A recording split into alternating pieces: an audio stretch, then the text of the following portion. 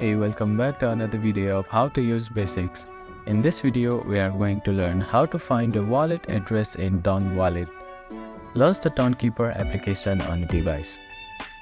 Now, tap on a wallet balance displayed on the home screen to access your wallet details. Your wallet address will be displayed promptly on the wallet detail page. It is usually shown as long alphabetical string.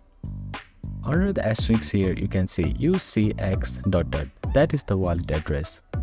You can just click on to copy your wallet address. Now, you can copy it to your clipboard or any note application. Make sure to confirm that the address is correct before saving it, as transactions to the wrong address are irreversible.